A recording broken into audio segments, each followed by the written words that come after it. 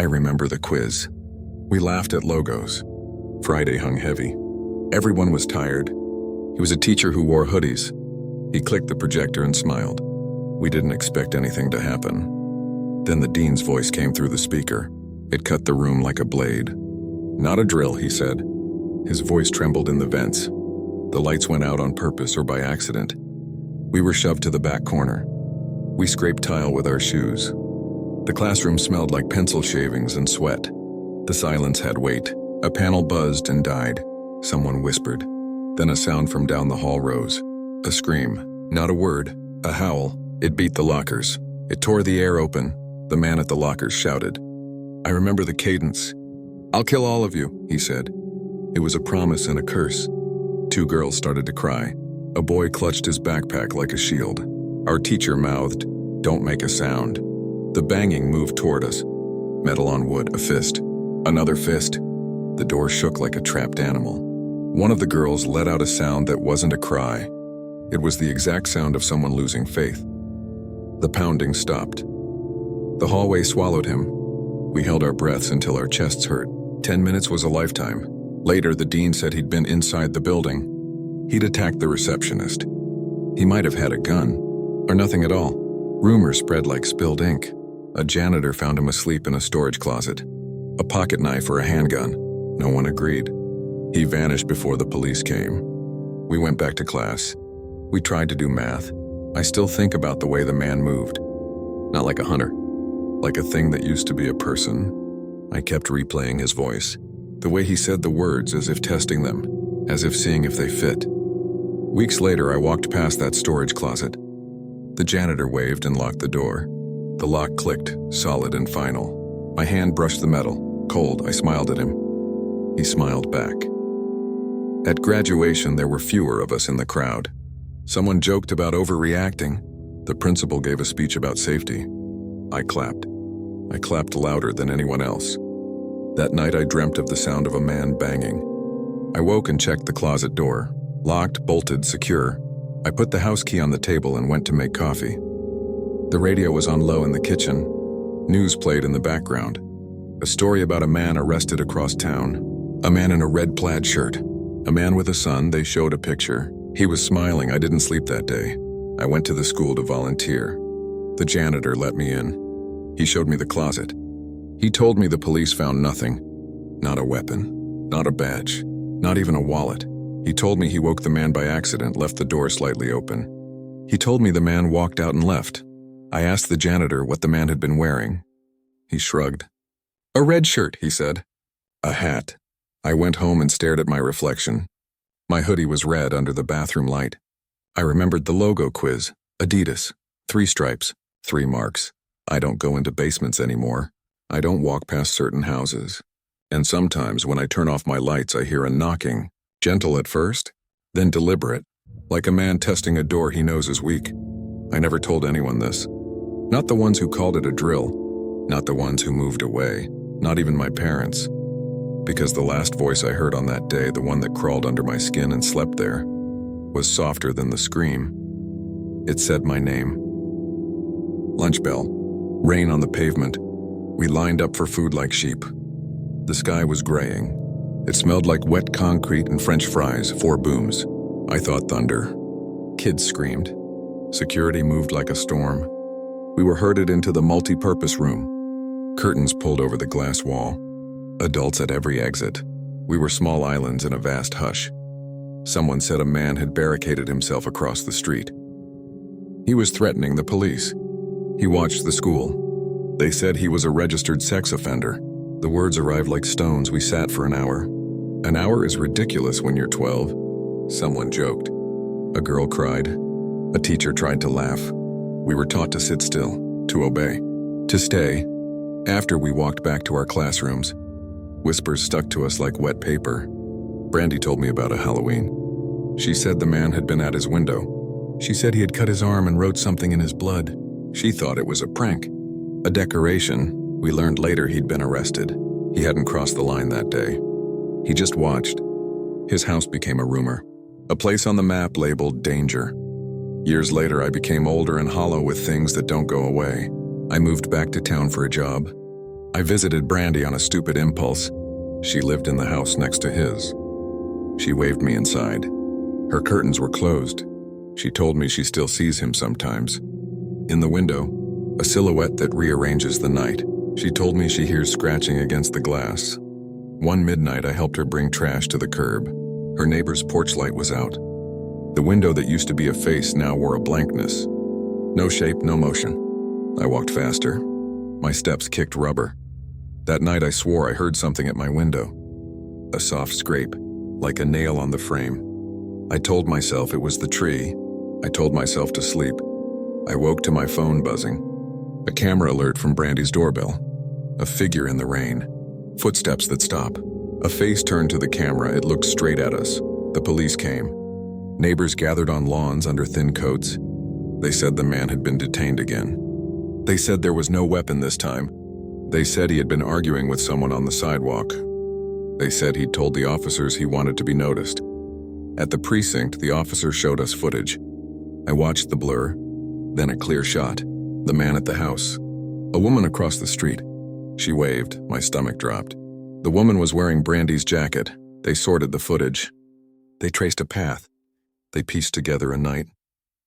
The woman in the jacket had left the house at midnight. She had walked toward the man's window. She had tapped the glass. Brandy's account after that was messy. She said she'd heard knocking and had gone to the window. She said she had tried to tell him to leave her alone. She said she had not walked outside. I still have the footage. I watch it sometimes on bad nights. There is a frame of fog, and in that fog a woman moves. She wears my friend's jacket. She raises her hand and knocks. Brandy swears she never left the house, but the camera says otherwise. It shows her at midnight in the rain, smiling at the window. I don't like the idea that a person can be in two places at once. But I have seen the video. I have seen the neighbor wave back. Now when I pass the house, I look at the windows. I count the panes. Sometimes I think I see a shape moving behind the curtains, or maybe I only see the reflection of myself. The last time I walked by, someone had tied a white ribbon to the mailbox. For memory, they said. For warning, I suspected. I still don't know who was really watching whom. But when the night is thick and the rain has a mind of its own, I hear a soft tapping.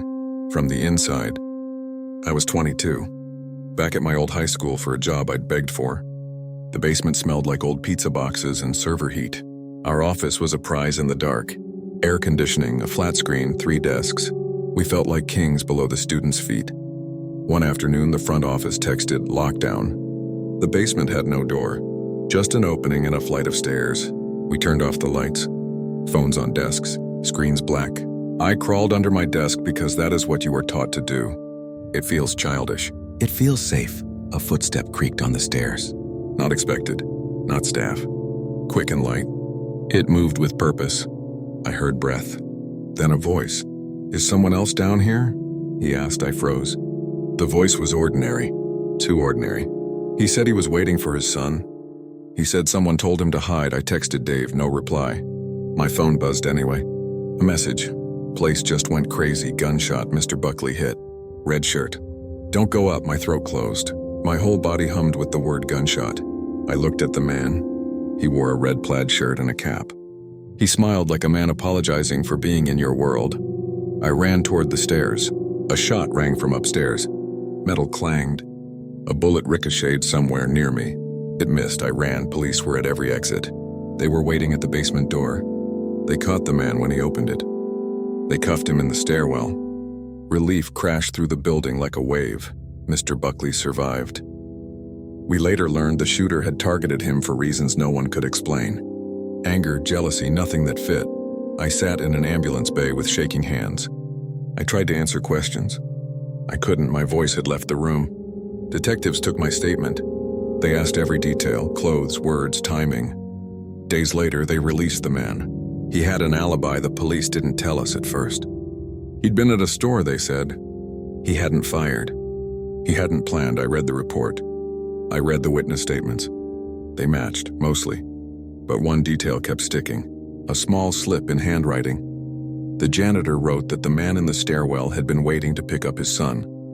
He wrote it as a clinic note. Factual. Bland. But someone else, an officer, scribbled in the margin. Father of victim? I looked up that name. The man had a son who'd been suspended months earlier. No charges, just a fight that spiraled. The school file said the boy had never returned. Weeks after the lockdown, I found a photograph in a forgotten folder on our server. A field trip picture, a group shot, Mr. Buckley in the back. And beside him, small and squinting, was a boy wearing a red cap. The boy looked exactly like the man who had been caught in our stairwell. I called the admin. They claimed no knowledge of the photo. I asked Mr. Buckley about it. He stared at the screen until the words fell away. Names change, he said. People move on. One night I stayed late in the basement. I wanted to feel the place that had kept me alive. I turned on one small desk lamp. The buzz of the server filled the air. A chair scraped. A shadow moved in the opening. I looked up. No one. A sock left in the corner. A jacket on a hook. A child's drawing on a pinboard. The drawing showed a stick figure next to a bigger stick figure. The small one wore a red cap. I pinched the paper. It was cold. On the back, in a child's block letters, one sentence. I hide in the basement. I laughed then. A sound like a snapped twig. I laughed until I heard it. Another scratching. From above the office where the servers hummed. A soft tapping, like fingernails on drywall. I climbed the stairs. At the top, the hall was empty. No footsteps, no tape, no man in a red shirt. Only the trophy case. Only the bulletin board where they pinned names of missing alumni. I went home and looked at my hands. They were steady, normal, human. I kept the drawing. I put it in a folder labeled Lockdown. When I opened the folder months later, the paper was gone. Under the folder was a smear of red. Not blood. Not exactly. Ink, maybe. A child's marker. But the shape looked like a thumbprint. I threw the folder away. I burned the rest. In the morning, I found a new drawing slid under my apartment door. A stick figure and a bigger stick figure. The small one wore a red cap.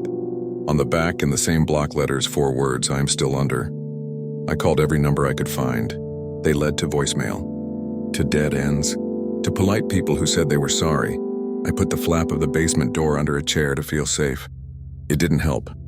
Sometimes when the server hum is loud and the air conditioning clicks off, I hear a tiny footstep, a small shoe scuffing the tile. I turn the light on and there is nothing. Just a drawing under the desk. I keep it folded in my wallet now. It fits there like a secret. Like a child that grew up under fluorescent lights and never learned to leave. The twist is this. The man in the stairwell was arrested because he ran when the police shouted. But the man had not left the building that day. He had been hiding in the basement the whole time. He had been sleeping under my desk. He smiled when I shouted his name in court. He did not say he'd fired a gun. He only looked at me and said softly, "He misses school." I never found the boy. I never found the drawing's author. But sometimes I still wake with the feeling of a small hand on my shoulder, and then I hear the whisper, barely audible behind the server buzz. "Hide with me," it says. "Stay, we never left."